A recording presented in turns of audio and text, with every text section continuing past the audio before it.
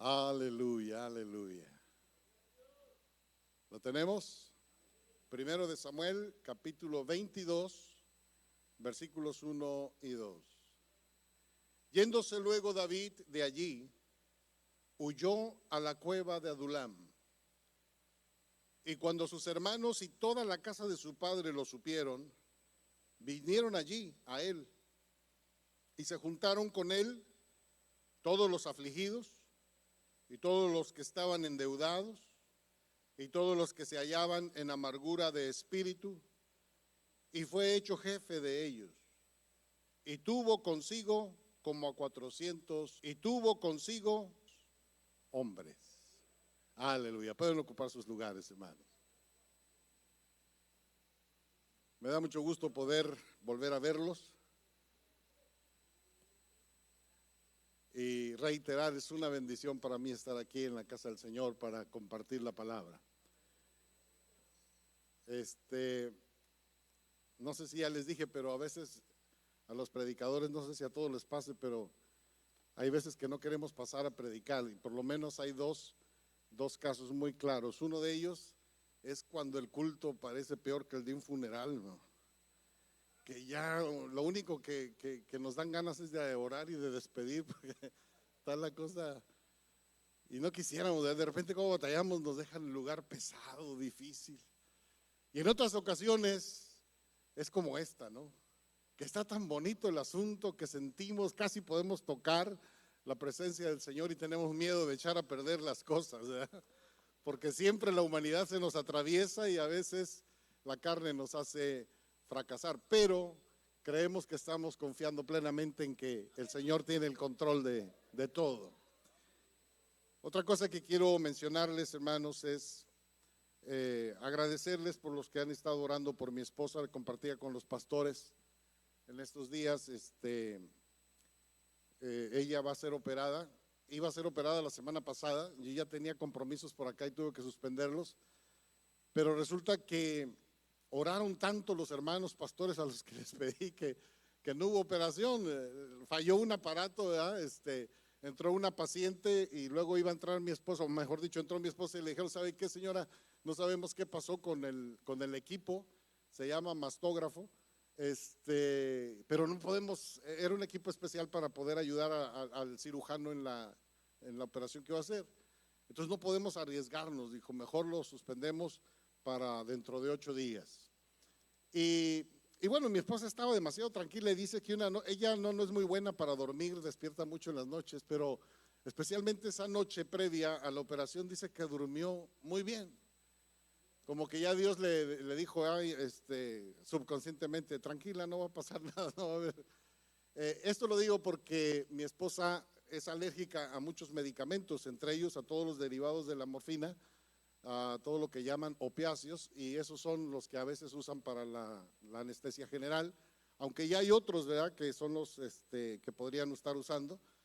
Por 2 ocasiones estuvo a punto de morir. De hecho, una de ellas le pusieron el RCP, que le llaman, ¿verdad?, la resucitación. En fin, yo creo que Dios tiene todo bajo control. Desde que ella fue a que le revisaran un seno, los doctores, bueno, 2, 3 que vieron la radióloga y el doctor, dijeron: ¿usted cómo supo que necesitaba ya revisarse? No, dijo, pues sencillamente estaba yo orando en la madrugada y sentí incomodidades y dije, pues voy a que me revisen. Llegó muy a tiempo. El cáncer que detectaron está encapsulado, así es que no hay ningún pendiente. Yo sé que siempre hay riesgo, pero que está muy a tiempo para ser intervenida.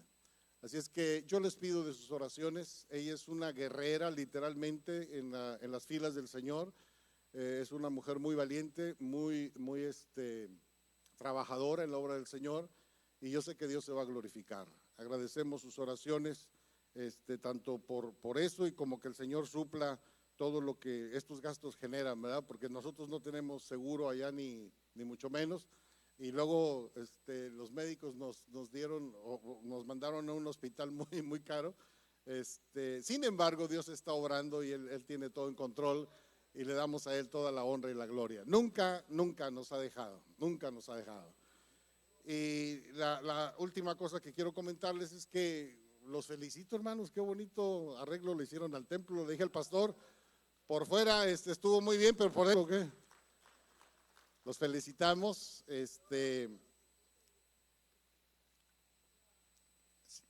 Siéntanse orgullosos de tener lo mejor para el Señor y que nunca este templo sirva de orgullo personal para presumirle a otros, ¿verdad? Yo me acuerdo cuando en una ocasión hace años me invitaron a arbitrar un partido de fútbol entre dos iglesias y las dos iglesias se sentían poderosas. Y dije, no, le dije al pastor, a los pastores, no, búsquense otro, yo no quiero ser el chivo expiatorio aquí, ¿verdad? Porque de repente nos entra mucho, ¿qué será? ¿Cómo se llama? Orgullo, fanatismo por nuestro templo, por nuestra iglesia, ¿verdad? Recordemos que siempre será primero el Señor. Amén. Bien, hermanos, entrando en materia, este pasaje trae consigo algunas cosas un tanto negativas en la personalidad de David, que podrían significar un reto y un desafío para el maestro o el predicador a la hora de exponer. Sin embargo, resaltan y sobresalen rasgos importantes que deben marcar la vida de todo ser humano que quiere servir a Dios y que quiere honrar a Dios. Estos rasgos, a diferencia de los que subrayan la humanidad que cada uno tenemos y con ello debilidades, limitaciones, errores, situaciones donde fallamos, David nos muestra el lado de la presencia divina en su corazón y en su vida. En la historia del pueblo de Israel, narrada en Crónicas, en Reyes y Samuel, y algunos otros datos que a veces nos surgen en el Nuevo Testamento, como en el libro de los Hechos y otros, relatan la triste historia de los reyes de Israel, que si los ponemos en balanza, la mayoría hizo lo malo delante del Señor, salvo algunas pocas excepciones. Pero de ninguno se habla, aunque Salomón fue uno de los más famosos, de ninguno se habla como de David. De hecho, Dios le dijo a Samuel cuando lo iba a ungir, de hecho antes de ungirlo, que él había escogido a un hombre de acuerdo a su corazón. Y a veces me pongo a pensar, bueno, Señor, gracias porque a pesar de todos los errores no estamos tan mal. Pero ni toda la sabiduría de Salomón le ayudó para mantenerse ecuánime en el camino correcto. Sin embargo, David nos enseña en esta hora algunas cuestiones interesantes que, aunque este sermón podría ser dirigido a los varones intrépidos, valientes, temerarios, obviamente es aplicado a todo ser humano, hombre o mujer, joven, niño, etcétera, que teme a Dios y que quiere honrarlo. Cuando nosotros hablamos de la valentía de David, de la sagacidad de David, pues no podemos evitar leer en el primer libro de Samuel, en el capítulo 17, aquella fracción de la historia de David cuando era un jovencito, ya había sido ungido rey, pero era un adolescente. Él mismo se estimaba como el último de la familia. De hecho, su padre no lo había traído cuando vino Samuel a buscar uno de sus hijos para ungirlo. Y Dios le decía a Samuel cuando iban pasando los hijos, no, este no es, y este no es, y este no es, hasta que les dijo, vayan a traer al más pequeño. David fue a visitar al ejército que estaba peleando contra los filisteos, y era cuando Goliat estaba desafiando vergonzosamente al ejército de Israel. Y él retaba y decía, si hay uno que venga y pelee, el que gane, ese va a ser el Señor. Si me ganan a mí, los filisteos los vamos a hacer servidores de Israel. Pero si yo gano, los israelitas serán nuestros servidores. Y nadie se animaba ni siquiera a dar un paso o a responderle verbalmente. Aún Saúl tenía miedo. La cuestión es que llega David, él llevaba el lonche, por así decirlo, ¿verdad? para sus hermanos, llevaba mensajes y cosas que su mamá les había hecho, y oyó que aquel hombre estaba desafiando y deshonrando al pueblo de Israel. Y les preguntó que no hay nadie aquí que le conteste a este incircunciso. Y de buenas a primeras él dijo: yo voy a ir y yo voy a pelear y yo le voy a enseñar que hay Dios en Israel. Y le dijeron, vinieron sus hermanos mayores y lo reprendieron: cállate, que estás loco, tú ni siquiera eres soldado, ni la facha tienes, ni el cuerpo, no has entrenado, ¿qué vas a saber? Y lo llevaron con el rey porque le dijeron: este quiere ir a pelear.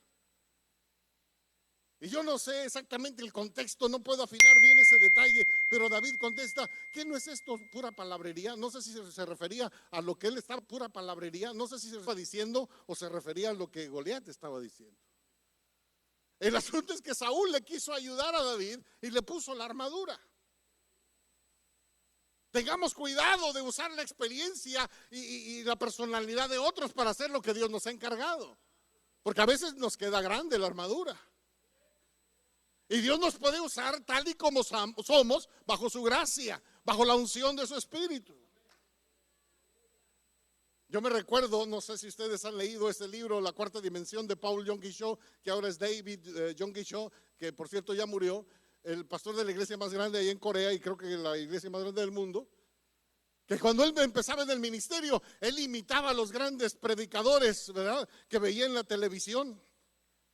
Hasta que Dios le dijo: tú no tienes que imitar a nadie, yo tengo un Billy Graham, por ejemplo, y solamente un David Yonggi Cho, así es que no te metas en problemas. Como tú eres, con tu personalidad y con tu diseño, yo te voy a usar.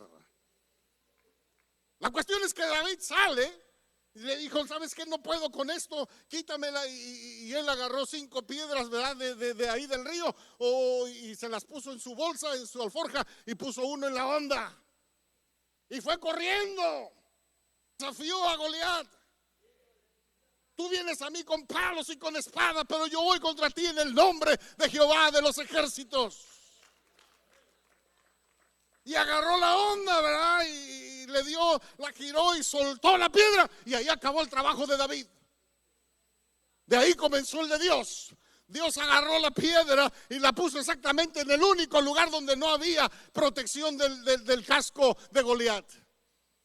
No sabemos qué puede hacer Dios con las habilidades que hemos adquirido a través de la experiencia en esta tierra, pero todo puesto en las manos de Dios hará y dará fruto al 100%. Pero ¿qué es lo que pasa? Que a veces esos elementos buenos para el Señor, para su servicio, los tenemos guardados, porque nos rebasan nuestras debilidades o nuestras limitantes. Los hombres temerarios en Dios o intrépidos en el Señor hacen cosas grandes para Él. No toda la gente estará de acuerdo. No todos le dirán: sí, vamos adelante, tú puedes en el Señor. La mayoría lo va a detener. Leí hace mucho un artículo sobre ideología en el ambiente secular, especialmente en los negocios, y hablaba de los alemanes o de los europeos en general, de los asiáticos, de los estadounidenses, y dice que la gente que tenía obreros, los patrones, cuando detectaban a alguien que se esforzaba, que era honesto, que era digno, le patrocinaban la escuela, lo mandaban a entrenar y lo subían de puesto y lo pagaban mejor. Y pusieron varios ejemplos. Pero cuando llegaron a los mexicanos, dijeron: si descubren a alguien bueno, lo tratan de humillar, de opacar para que no prospere, porque al rato va a ser mejor que ellos. Y si va escalando, lo jalan para que se devuelva. La cuestión, hermanos, es que cuando aprendemos a confiar en el Señor, entendemos 3 acciones importantes de los hombres que confían plenamente en Dios, o de las personas que confían en Dios. En primer lugar, aprenden a ejecutar las instrucciones de Dios. ¿Sabe de que a lo largo, pastor, nos hemos encontrado con mucha gente que dice: Dios me llamó, Dios me mandó a hacer una obra, pero quiere llevarse la mitad de la iglesia donde está?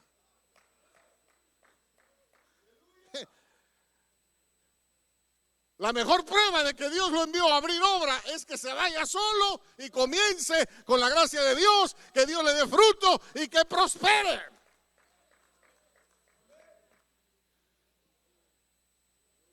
La cuestión es que a veces queremos hacer grandes cosas en Dios con nuestras propias ideas y nuestras propias decisiones. Fíjese que David hizo algunas cosas por sentido común o por su propia percepción. Por ejemplo, en 1 de Samuel capítulo 21, de los versículos 11 al 15, un capítulo anterior al que estamos leyendo, David ya andaba huyendo de Saúl. Saúl tenía un espíritu malo. Saúl tenía la autoestima por los suelos. Saúl estaba acomplejado. Saúl le tenía miedo a todo y se puso celoso después de aquel evento contra Goliat. Cuando llegaron a la ciudad, las mujeres decían: ahí viene David y ahí viene Saúl. Saúl con sus miles y David con sus 10,000. Y se sintió celoso y ofendido. Ninguno de ustedes le pase jamás. Dios tiene para usted lo que tiene para usted y lo demás es para los otros. No se mete en problemas.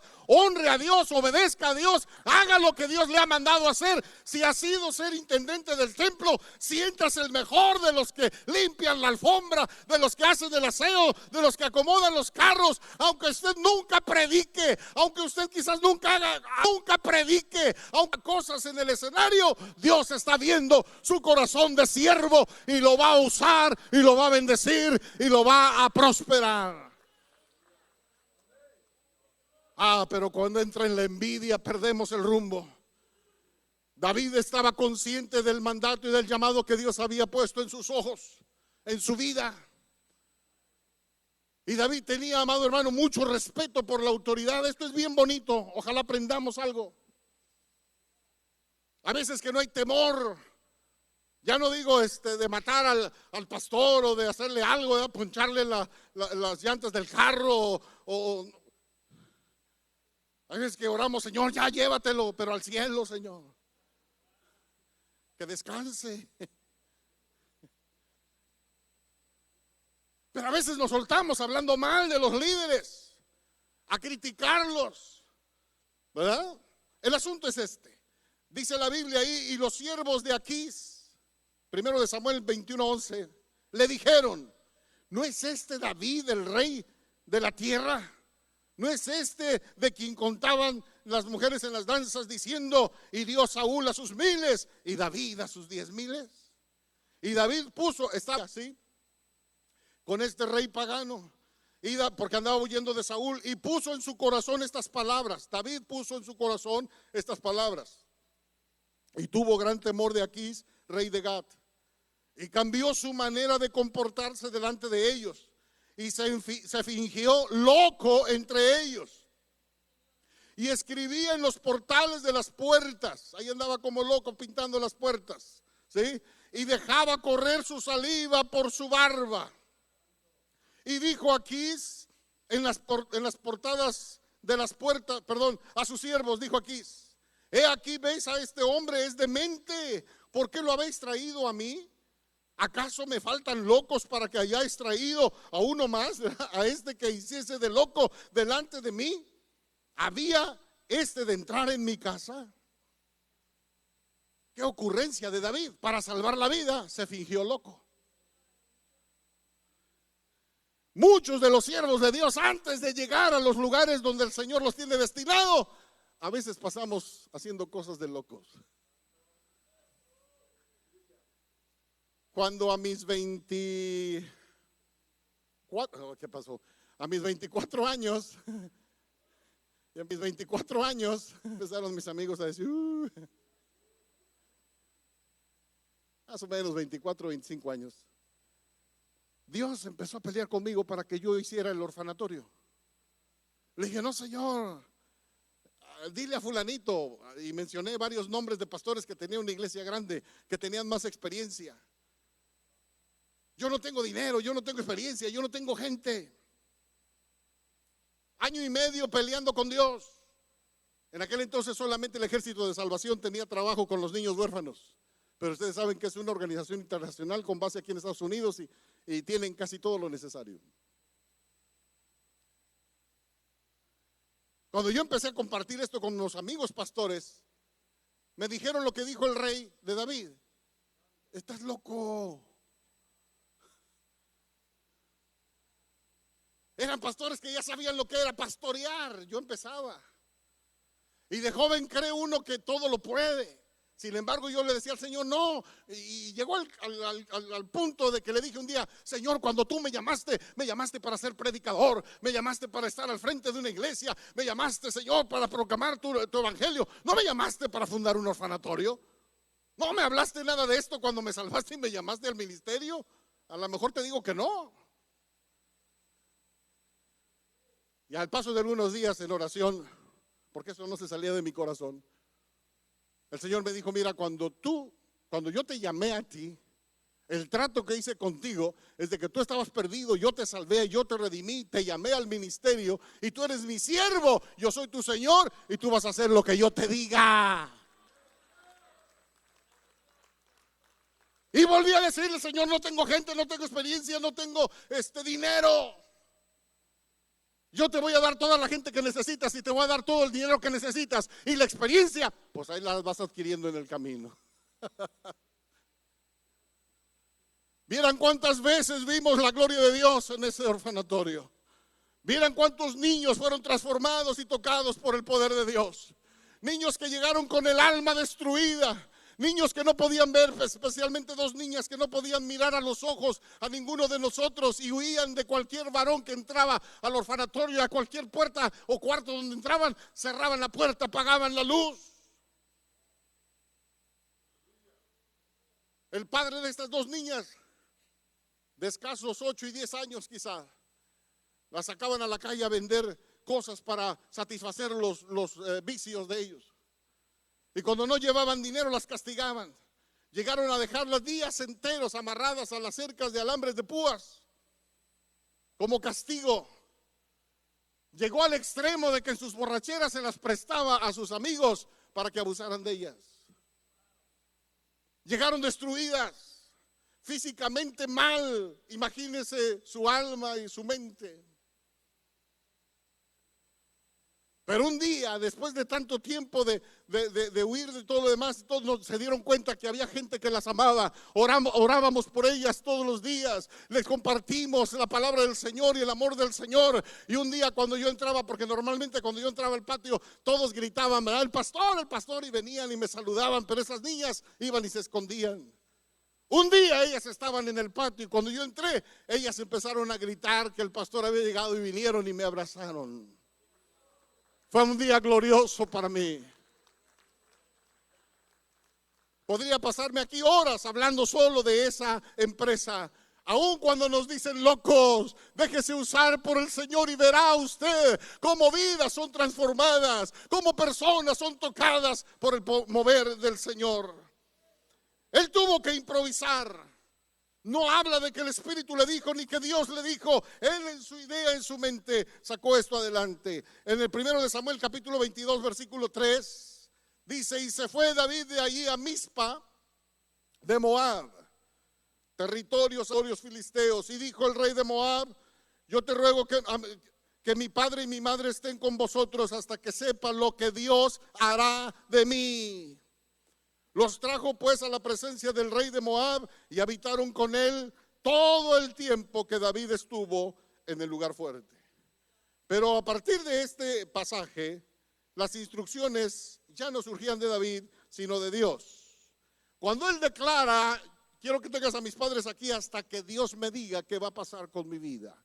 Creo que esta es una oración que todos debemos hacer. No emprender nada hasta que Dios decida por nosotros qué es lo que vamos a hacer. La Biblia dice en 1 de Samuel capítulo 22 versículo 5: pero el profeta Gad dijo a David: no estés en este lugar fuerte, anda y vete a la tierra de Judá. Y David se fue y vino al bosque de Ared. En otras ocasiones ya Dios había hablado a su vida y en muchas ocasiones él tomó decisiones bajo el temor de Dios. Es decir, él decidió hacer cosas que no ofendieran a Dios. que glorificaran el nombre del Señor. Por ejemplo, en 1 de Samuel capítulo 24 versículos 3 al 11. Y cuando llegó a un redil de ovejas en el camino, donde había una cueva, entró Saúl en ella para cubrir sus pies. Esta frase habla de las costumbres. Es una frase para entender que la persona iba a hacer sus necesidades. ¿Sí? El de cubrir sus pies. Iba al baño. El asunto es que en esa cueva, dice la Biblia, estaba David y estaban sus hombres. Habían entrado a descansar, estaban sentados. ¿Sí? Y dice versículos más adelante, y David dijo a sus hombres que estaban sentados en los rincones de la cueva. Entonces los hombres de David le dijeron, fíjense, he aquí el día que te dijo Jehová, he aquí que ha entregado a tu enemigo en tu mano y harás con él como te pareciere. Y se levantó David y calladamente cortó la orilla del manto de Saúl, mientras estaba ahí ocupado, ¿verdad? Después de esto se turbó el corazón de David porque había cortado la orilla del manto de Saúl. Y dijo a sus hombres, Jehová me guarde de hacer tal cosa contra mi señor, el ungido de Jehová, que yo extienda mi mano contra él, como diciendo, esto jamás va a pasar, porque él es el ungido de Jehová. Así reprimió David a sus hombres con palabras y no les permitió levantarse contra Saúl. Y Saúl, saliendo de la cueva, siguió su camino. También David se levantó después y saliendo de la cueva dio voces detrás de Saúl diciendo, mi señor el rey. Y cuando Saúl miró hacia atrás, David inclinó su rostro a tierra e hizo reverencia.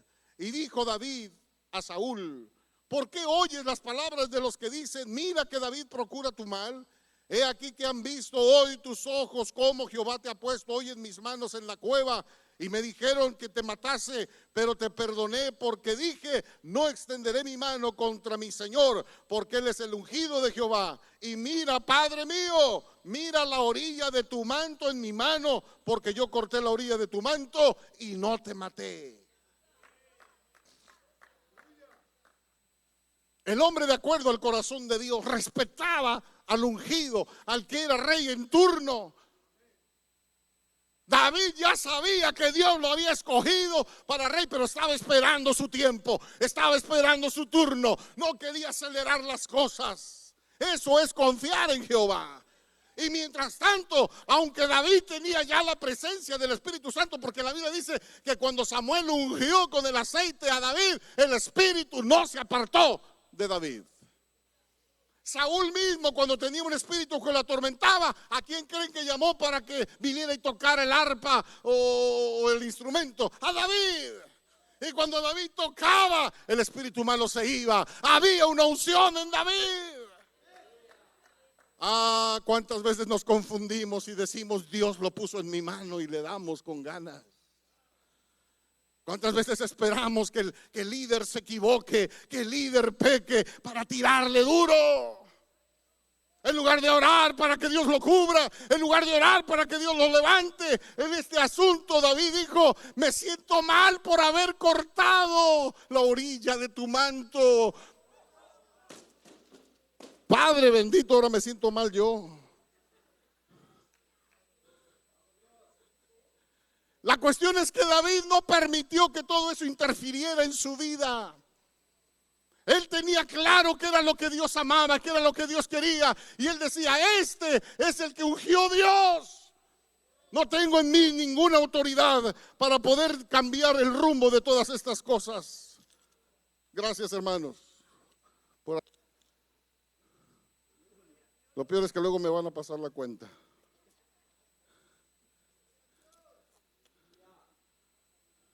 El otro grandote, ¿quién lo iba a tirar? ¿Verdad? El otro, ¿se acuerdan? El otro púlpito. David entendía los principios divinos. David nunca dio un paso ni una orden fuera de la obra que Dios hizo, o de los mandatos que Dios hizo. Cada uno de nosotros, amado hermano, debemos saber cuáles son nuestros límites. Si usted es el presidente de varones, limítese a ser presidente de varones. Si usted es presidenta de las damas, si usted es el líder de alabanza, si usted es el líder de esto, el líder del otro, haga lo que Dios le está estableciendo que haga. No se meta donde no debe. Dé lo mejor de usted en ese trabajo. Haga lo mejor que Dios le tenga. Si Dios quiere hacer más en su gloria, que lo haga, pero no se meta en terrenos que no le tocan.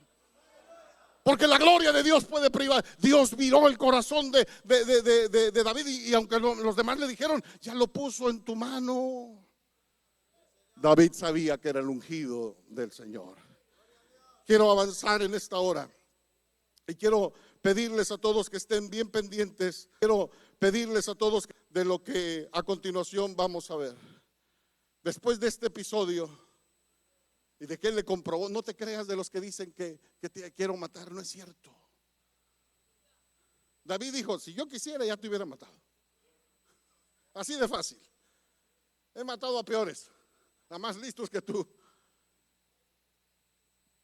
Los hombres temerarios y los hombres intrépidos en Dios, los hombres que hacen cosas grandes por el Señor, aprenden a transformar a los perdedores.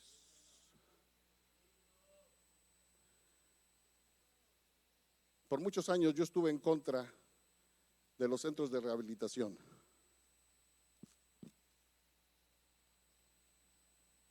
No me voy a meter en detalles. Dios ya después me ubicó y tuve que pedir perdón a los líderes de centros de rehabilitación de drogadictos. Pero yo decía esto: en nuestra iglesia hay ex fumadores, hay ex rateros, hay ex delincuentes de los que usted quiera y ex adictos a las drogas también, que vinieron con su corazón arrepentido, tocado por el poder del Señor y se arrepintieron y jamás volvieron a las drogas. Pero no todos tienen esa entrega y esa oportunidad y algunos necesitan de ayuda. En fin, pero yo decía eso. Fíjese lo que dice la palabra del Señor, el versículo que leímos en 1 Samuel capítulo 22, versículo 2. ¿Sí? Ahí en la cueva de Adulam vinieron sus papás y su familia, y luego dice, y se juntaron con él todos los afligidos y todos los que estaban endeudados y todos los que se hallaban en amargura de espíritu, y fue hecho jefe de ellos y tuvo 400 hombres. Dice, un día que compartí esto con un grupo de jóvenes, decía, pues ya nomás le faltaba tener la L de loser pintada ahí, ¿verdad? O la P de perdedores. Yo no sé quién se podría sentir orgulloso de ser líder de estos. Dijo un pastor cuando leyó este pasaje, dijo, se me hace que se está refiriendo a nuestra iglesia. Así llegamos a Cristo. David los aceptó como venían. ¿Qué pasaría en la mente de David cuando los vio? Ando huyendo y estos me quieren ayudar. Está como aquel que estaba trabajando según él y le dijo, gracias hermano, prometo no volverlo a tirar.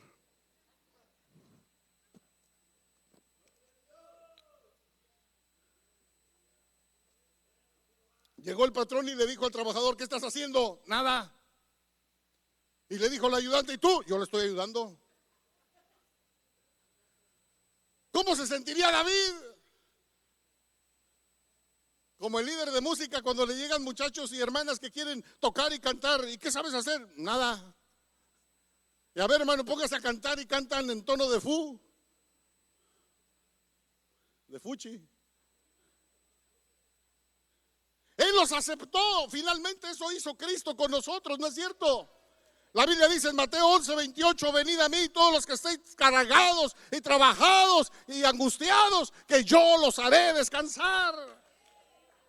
Vino el Señor Jesús a nuestras vidas y todo lo que nosotros teníamos como perdido, el Señor lo rescató por su gloria. Quizás venimos sin objetivos, quizás venimos sin ninguna ilusión en la vida, quizás estábamos pensando en suicidarnos, quizás éramos la escoria de la humanidad o de la tierra, pero el Señor puso su mirada en nuestras vidas, nos tocó, nos levantó, nos sanó, nos limpió y hizo cosas grandes con nosotros. Imagínense ustedes, vieron todos los afligidos.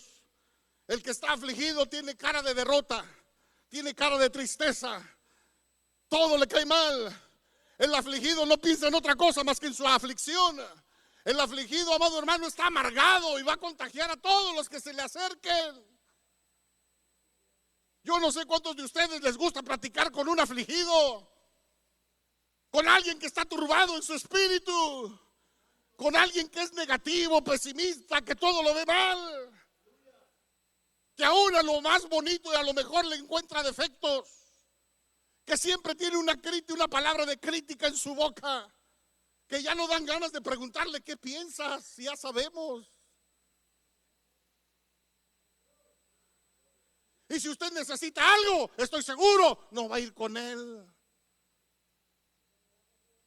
Si usted va con ese hermano y le dice, oye, ¿sabes qué? Quiero pintar mi casa. ¿Para qué la pintas? Y luego le dice, ¿de qué color? Voy a ponerle un color llamativo, de un anaranjado. No, hombre, estás loco, ¿para qué? ¿Para qué estudias si luego no consigues trabajo? Está como los niños, ¿para qué quieres que me bañe si me vuelvo a ensuciar? Si me vuelvo a ensuciar. Y le dijo a la mamá, pues no te voy a dar comida, al cabo te vuelve a dar hambre. Él los recibió, los aceptó. Si Dios nos permitiera algún día en el cielo preguntarle a David, ¿cómo le hiciste? Josué le pasó lo mismo cuando Moisés le dijo a Josué, prepárate para la guerra, alista el ejército. Allá están los amalecitas en el final de la fila y están golpeando. Y Josué se quedó así, ¿verdad? Con los ojos abiertos. Y, ¿cuál ejército? No había tiradores de flechas ni de lanzas, no había escudos, no había armas, no había equipo. Y mandó traer a la gente y los preparó, pero la clave está, ¿qué les dijo? Porque su mayor problema era que tenían mentalidad de esclavos. No sabían defender nada, no sabían pelear porque no tenían nada. Lo único que sabían cuando oían gritos, se agachaban, se agazapaban porque venía el latigazo. Venimos de un mundo de perdedores. Venimos de un mundo de gente que está en lo peor, en su peor momento. Aunque estén en el éxito según ellos, aunque tengan dinero, no hay paz en su corazón. No está el gozo del Señor, no está la fuerza de la vida. Hasta que llegó Jesús a nosotros. Hasta que Él rompió las cadenas. Hasta que pudimos disfrutar de la presencia del Espíritu Santo. Por eso nos deleitamos en los cultos. Por eso algunas canciones nos hacen llorar. Porque en ello está la presencia del Espíritu de Dios. Porque no somos más perdedores. Porque no somos más arrastrados en la tierra. Estaban ahí también los endeudados. Y estar endeudado es símbolo de estar frustrado y fracasado.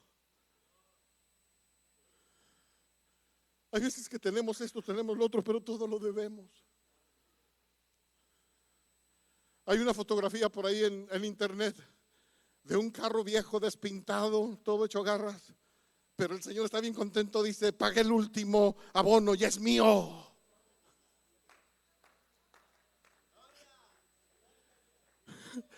Pero un día Cristo nos dio la noticia, tu cuenta está pagada.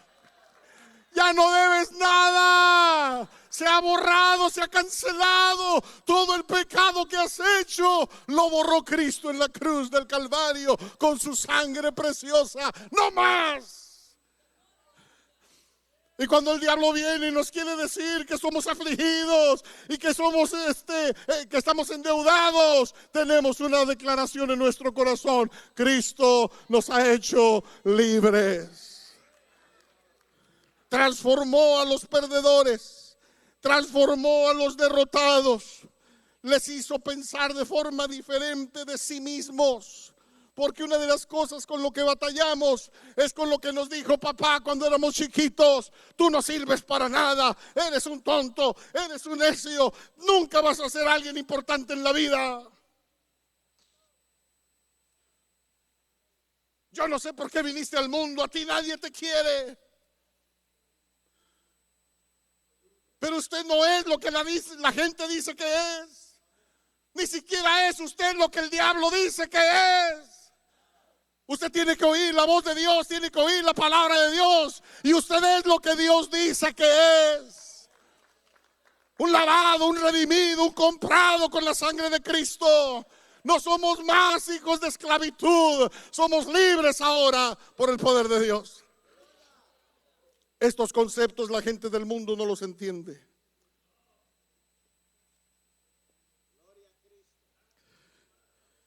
Quiero leer un pasaje en 2 de Samuel, capítulo. Antes de esto, quiero ir a 1 de Samuel 30. Vamos al 30, versículo 6. Como un detalle de lo que David hizo para transformar la mente. Voy a hacer un poquito de historia antes de leer este pasaje. Sus 400 que llegaron a ser 600 hombres de David. David les enseñó a pelear, pero anduvieron algo así como vandalizando aldeas. Este es un pasaje oscuro de la vida de David. Y yo creo que por esta época que David pasó, Dios no le permitió edificar el templo. No tanto por la gente que mató en las guerras, sino por esto. Si usted lee con cuidado esta parte de la historia, él se metía a las aldeas, a las ciudades, y mataba a todo mundo y se llevaba lo que tenían. Vivió en territorio de Filistea. Le asignaron una tierra, una ciudad, y ahí estuvo, viviendo con el enemigo acérrimo de Israel. Tan es así que cuando iban a pelear contra Israel, ahí estaba David ya alistándose, y le dijeron los otros reyes al amigo de David: no te lleves a este gana todas las batallas. ¿Qué tal si se nos voltea ya a la hora de la hora? Gana todas las batallas, ¿qué tal si nos gana? Porque le va a jalar la sangre. Mejor que se quede, y se devolvió. Eso era lo que hacía David. Eran saqueadores junto con su gente. Cuando llegamos a este pasaje, aquí están en su aldea, en su lugar donde ellos vivían. Y David se angustió mucho porque el pueblo hablaba de apedrearlo. Estoy leyendo en 1 Samuel 36. Pues todo el pueblo estaba en amargura de alma, cada uno por sus hijos y por sus hijas, mas David se fortaleció en Jehová, su Dios. Llegaron los otros peores que ellos, también delincuentes, y saquearon su ciudad, donde ellos vivían, donde David vivía con su familia y los demás. Y se llevaron todo, y se llevaron a las familias, a sus esposas y a sus hijos. Entonces los hombres dijeron, les volvió el síntoma o el espíritu de derrota. Estamos otra vez sin nada. Es más, estamos peor porque ya habíamos disfrutado de riquezas. Antes éramos pobres toda la vida, pero ya aprendimos a tener cosas y ahora no tenemos nada otra vez. Y David habló con ellos, porque David sentía lo mismo. Le dio mucho coraje, le dio mucha tristeza, le dio temor, pero fue con Dios y le dijo: Señor, ¿qué hago? Voy tras ellos, ¿me los vas a dar? Y él dijo: sí, ve por ellos. Y David se fue y peleó, los alcanzó, les quitaron todas las cosas, mataron a todo el mundo y se trajeron el botín, aún las riquezas que ellos tenían. Y yo me quedo sorprendido. Lean con cuidado. Ese botín lo repartieron entre ellos, lo repartieron entre todos los que no quisieron ir a la guerra, y luego mandó a los pobres y repartió un montón de cosas. Entonces volvió la alegría al corazón de ellos. De esta manera David ayudó a transformarlos. Si vamos al capítulo 23, versículo 8, encontramos otra cosa. Les dio un motivo para vivir. Les dio una razón para existir. Ellos ya tenían una meta. Ellos ya tenían algo para lograr. Discúlpenme si leo tanto, pero a veces dejamos tarea a los maestros y no las hacen en sus casas. Les pedimos que lean y no leen. Pero fíjense, Segundo de Samuel 23. Segundo de Samuel 23, versículo 8. Estos son los nombres de los valientes que tuvo David. José, el Tagmonita, principal de los capitanes. Este era Adino el esnita, que mató a 800 hombres en una ocasión. Uno solo mató a 800. Después de este, Eleazar, hijo de Dodo, Ahoita, uno de los 3 valientes que estaban con David cuando desafiaron a los filisteos que se habían reunido allí para la batalla y se habían alejado de los hombres de Israel. Este se levantó e hirió a los filisteos hasta que su mano se cansó y quedó pegada su mano a la espada. Aquel día Jehová dio una grande victoria y se volvió el pueblo en pos de él tan solo para recoger el botín. Después de este fue Sama, hijo de Agé, Ararita. Los filisteos se habían reunido en Leí, donde había un pequeño terreno lleno de lentejas. Y el pueblo había huido delante de los filisteos. Entonces se paró en medio de aquel terreno y lo defendió y mató a los filisteos. Y Jehová dio una gran victoria. 3 de los 30 jefes descendieron y vinieron en tiempo de la siega a David en la cueva de Adulam. Y el campamento de los filisteos estaba en el valle de Refaim. David entonces estaba en un lugar fuerte y había en Belén una guarnición de los filisteos. Escuche esto. Y David dijo con vehemencia: ¿quién me diera a beber agua? Porque tengo sed, pero quiero agua del pozo de Belén. Belén estaba sitiado por los filisteos, que está junto a la puerta. Entonces los 3 valientes irrumpieron y sacaron agua del pozo de Belén, que estaba junto a la puerta, y tomaron y la trajeron a David. Mas él no quiso beber, sino que la derramó para Jehová, diciendo: lejos sea de mí, oh Jehová, que yo haga esto. He de beber yo la sangre de los varones que fueron con peligro de su vida, y no quiso beberla. Los 3 valientes hicieron esto. Los que Dios nos ha puesto en liderazgo, ¿cómo apreciamos gente como esta? No podríamos hacer muchas cosas importantes si no tuviéramos gente en la congregación que da su vida por la obra de Dios, que son leales, que son honestos, es más, que aman a Dios por encima de todo. Dios bendiga a cada uno de ustedes que trabaja para la obra del Señor. Dios bendiga a cada uno de ustedes que son leales a sus líderes, a sus pastores. Dios los va a bendecir en gran manera. Seguimos leyendo. ¿En cuál voy? Dice ahí el versículo 18. Y Abisaí, hermano de Joab, hijo de Sarvia, fue el principal de los 30. Este alzó su lanza contra 300, a quienes mató, y ganó renombre con los 3. Renombre con los 3. ¿Cuántos dicen: yo quiero ser uno de esos? Quiero salir a predicar el evangelio y que el Señor me dé 300 almas. ¿Se imagina? Dice: él era el más renombrado de los 30 y llegó a ser su jefe, mas no igualó a los 3 primeros. ¿Sí? Después Benaía, hijo de Joiada, hijo de un varón esforzado, grande en proezas, Capsel. Este mató a 2 leones de Moab, y él mismo descendió y mató a un león en medio de un foso cuando estaba nevando. También mató a un egipcio, hombre de gran estatura, y tenía el egipcio una lanza en su mano, pero descendió contra él con un palo y arrebató al egipcio la lanza de la mano y lo mató con su propia lanza. Esto hizo Benaía, hijo de Joiada, y ganó renombre con los 3 valientes. Fue renombrado entre los 30, pero no igualó a los 3 primeros. Y lo puso David como jefe de la guardia personal. Quiero leer todo esto porque aquí está la clave, el resumen de lo que David logró con ellos. Llegaron fracasados, afligidos de espíritu, derrotados. No tenían por qué pelear, por qué vivir. Y estos tremendos cambiaron su vida. Dice el 24, Asael, hermano de Joab, fue de los 30. El Anán, hijo de Dodo de Belén, Sama, Arodita, Elica, Arodita, él Espaltita, Ira, hijo de Iques, Tecoita, Ebiezer, Anatotita, Mebunaí, Usatita, Salmón, Aotita, Maharari, tengo miedo de equivocarme, ¿verdad? netofatita.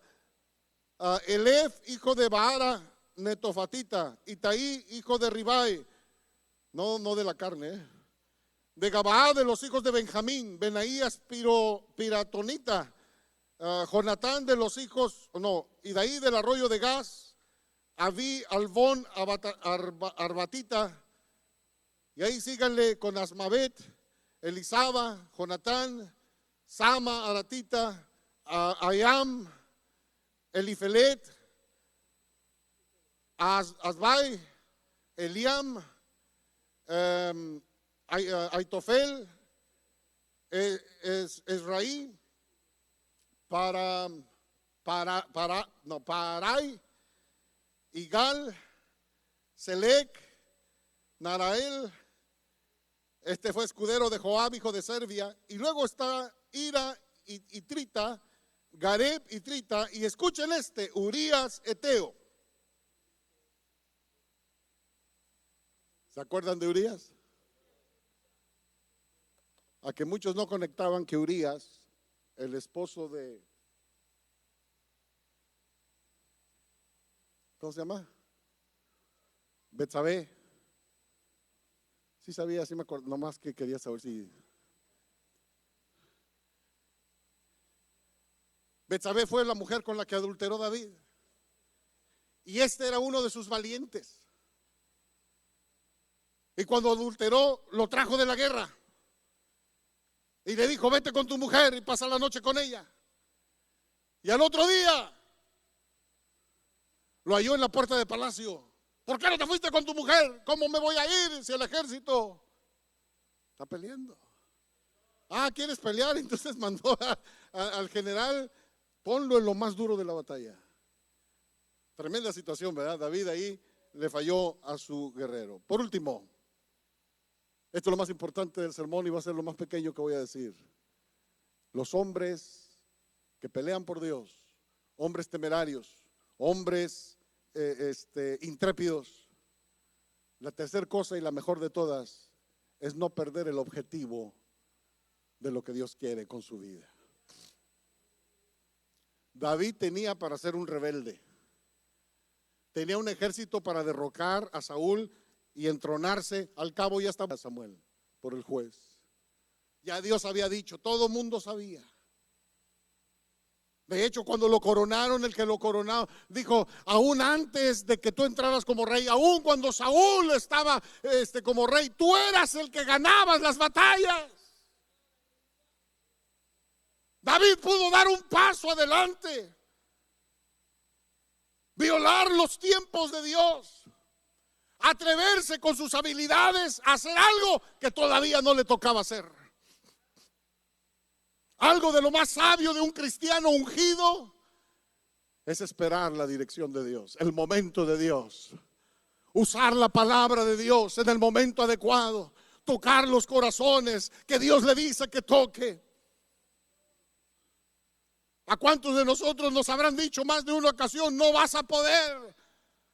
Y hay dudas en nuestro corazón y hay quizás este temor, pero estamos esperando y confiando en los tiempos de Dios, en el momento de Dios, en la oportunidad de Dios. A David nunca se le olvidó que él era el ungido, que él iba a ser el rey, que él iba a estar en palacio, que él iba a tener el mando total, que él iba a pelear por Jehová. Fue David el que conquistó Jerusalén. Fue David el que le nombró inclusive a un ladito de Jerusalén. Todavía el día de hoy está la ciudad de David. David es uno de los reyes más respetados y más venerados por los judíos actuales. Usted ve hoteles que se llaman Rey David, calles que se llaman Rey David. Hay una parte de la ciudad antigua que le llaman la Torre de David. Es un complejo militar en aquellos años, en el tiempo de la ciudad antigua, y fue en honor a David. Tiene identificado el lugar, yo no sé si sea correcto o no, pero tiene la tumba de David. Amado hermano, si hay algo que nosotros debemos respetar en la vida de David, fue que fue temeroso de Dios, que su corazón no se apartó de la voluntad o de la palabra de Dios, que cuando se arrepintió y cuando pecó y el profeta Natán lo confronta, pudo haber matado a Natán, pudo haber tapado su pecado, sin embargo lo reconoció. Le vinieron consecuencias terribles. Pudo haber renegado como rey, pudo haberse equivocado más y más, como lo hicieron lo hizo por temor a Jehová y porque él tenía bien claro quién era Dios y qué era lo que él tenía que hacer. Ahí en 2 de Samuel capítulo 2 versículo 4 es algo interesante que podríamos mencionar. Estamos ya terminando. 2 de Samuel capítulo 2 versículo 4. Y vinieron los varones de Judá y ungieron allí a David por rey sobre la casa de Judá. Y dieron aviso a David diciendo: los de Jabes de Galad son los que sepultaron a Saúl. Y ahí él premia a los que sepultaron a Saúl, porque a Saúl lo dejaron tirado. Y David fue el que honró a estos hombres que llegaron, se dieron cuenta y sepultaron a David y a los hijos de Saúl, a Saúl y a los hijos de Saúl, entre ellos Jonathan. Quiero que leamos, por favor, en 2 de Samuel capítulo 5. Vinieron todas las tribus de Israel a David en Hebrón. Hebrón es la ciudad fortificada que estaba rodeada de muros y que fue dada a Caleb como heredad. Y hablaron diciendo: henos aquí, hueso tuyo y carne tuya somos. Y aún antes de ahora, cuando Saúl reinaba sobre nosotros, eras tú quien sacabas a Israel a la guerra y lo volvías a traer.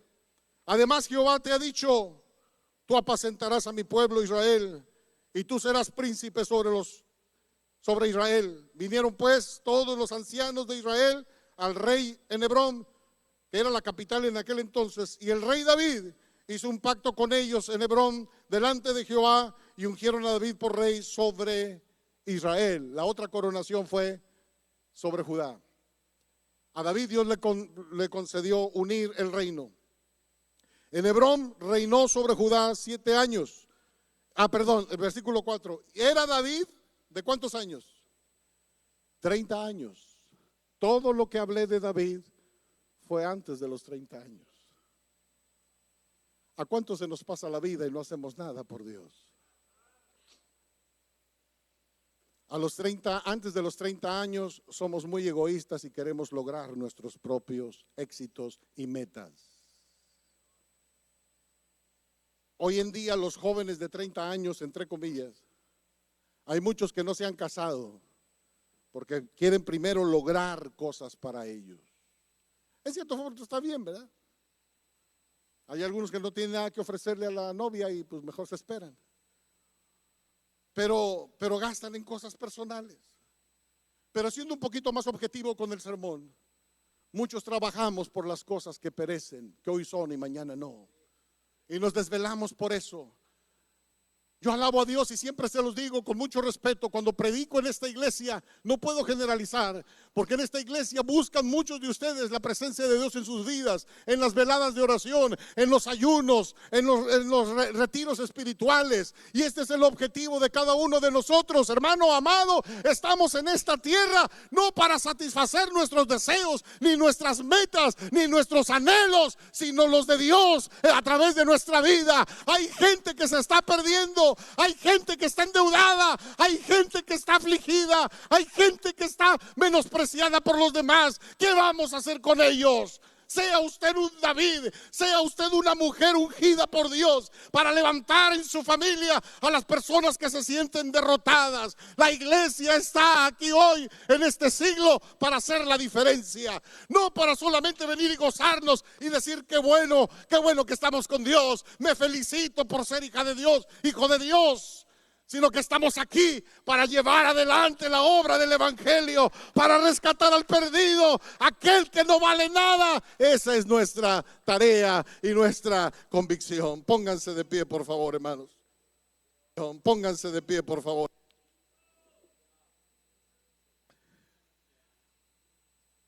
Una de las cosas que perduró en la vida de David, a pesar de sus errores y de su pecado, fue que nunca dejó de honrar a Dios.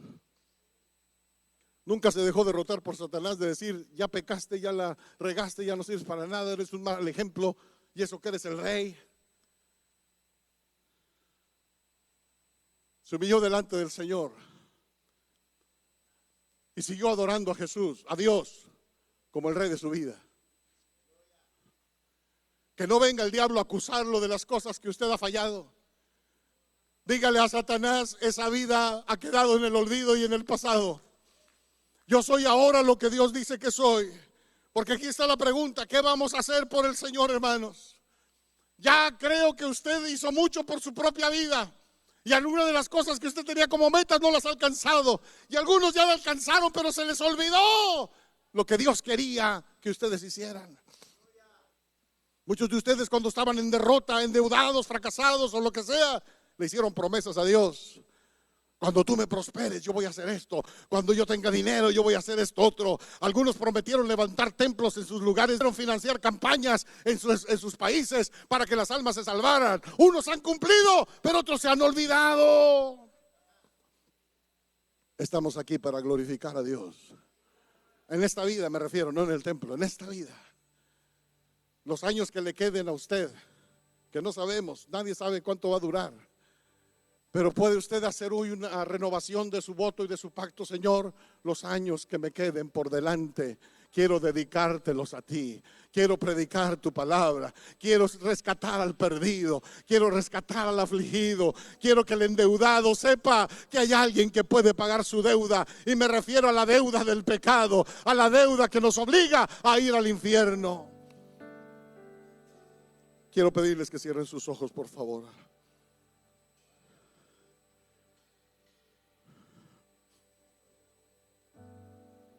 Quizás esta tarde, Señor, no haya nadie de la calidad de David. Quizás ninguno de nosotros le llega ni siquiera a los talones a ese gran hombre. Pero el espíritu que estaba en David está aquí con nosotros. Tú eres el mismo y no has cambiado. Hoy queremos pedirte perdón por todo lo que hemos fallado y lo hemos hecho por tu obra. Queremos agradecerte porque a pesar de ser inútiles, faltos y limitados, a ti te ha placido usarnos para hacer algunas cosas para tu honra. Pero quiero decírtelo personalmente y quizás sea la voz de varios de los que estamos aquí. No estamos a gusto con lo que hemos hecho. No estamos conformes. En la profundidad de nuestro espíritu sentimos que nos falta más, que pudimos haberlo hecho mejor. Te damos gracias por todas las cosas materiales que nos has dado, pero todavía hay muchos que no tienen nada. Te damos gracias porque estamos, Señor, hasta comiendo de más y a veces tiramos comida. Pero hay muchos que todavía no tienen que comer. Te damos gracias por este templo que tú has bendecido, por esta iglesia que tú has prosperado. Pero todavía hay países en el mundo donde todavía no conocen de ti.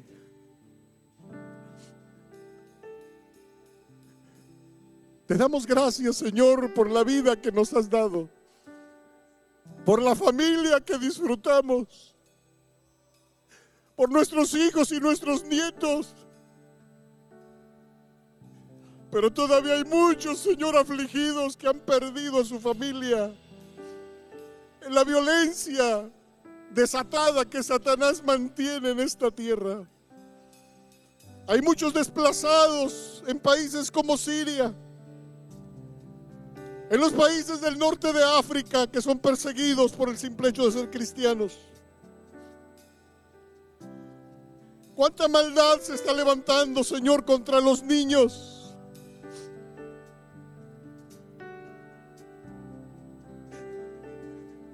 Hay Hay gente que hace documentales sobre la maldad que el mundo hace, Señor, sobre los niños. Y muchos de ellos no son cristianos, y nosotros, como hijos tuyos, todavía no hacemos nada por aquellos niños. Hay una maldad cabalgante, desafiante en el mundo. Dios está necesitando hombres y mujeres que digan: Dios, yo quiero ser como David. Yo quiero levantarme para hacer algo por tu obra. Algo que sea diferente, algo que cambie las vidas. Estamos delante de ti en esta tarde, mi Dios, con nuestras manos pequeñas y vacías. Solo te pedimos: manda tu Espíritu, envía tu unción, danos la visión y la pasión para hacer las cosas que se necesitan hacer. Rompe cadenas, rompe ataduras, danos convicción de que podemos en tu nombre hacer las cosas. Ayúdanos, Señor, a caminar contigo y junto a ti. Renueva nuestra mente y nuestro corazón. En el nombre de Jesús. En el nombre de Jesús.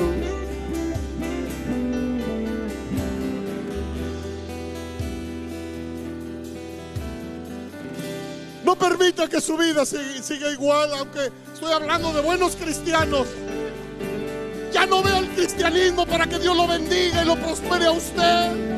Todavía hay afligidos en el mundo que necesitan y que ustedes les lleven la palabra. Qué bueno que está viniendo, qué bueno que está viniendo. No importa la edad que tenga, no importa la escolaridad que tenga, no importa nada de lo que usted puede pensar que es un impedimento. Dios puede glorificarse en su vida. Dios puede hacer de usted una gran guerrera, un gran guerrero para la obra de Dios. Necesitamos todavía cristianos fieles que ardan bajo el fuego del Espíritu de Dios. Aleluya, aleluya, aleluya. Te adoramos, Jesús, te adoramos, Jesús. Te adoramos, Jesús. Aleluya, aleluya, aleluya.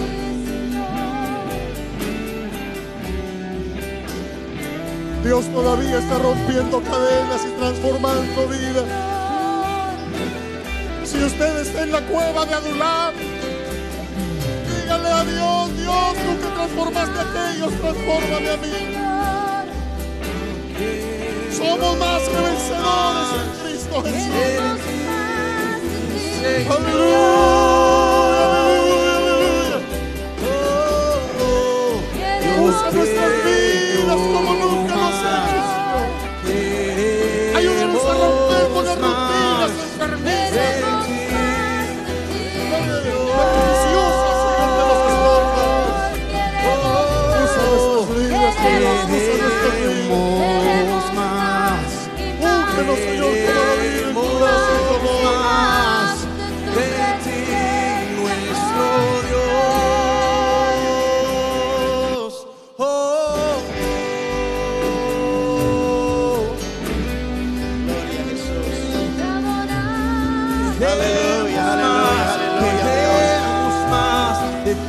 Gloria a Cristo, gloria a Cristo, aleluya. Señor, le damos gracias, le damos gracias, Señor. Espíritu Santo de Dios, Espíritu Santo de Dios. Oh, aleluya, aleluya, aleluya, aleluya, Dios. Señor, le adoramos. Señor, le bendecimos, Jesús. Le glorificamos, Señor.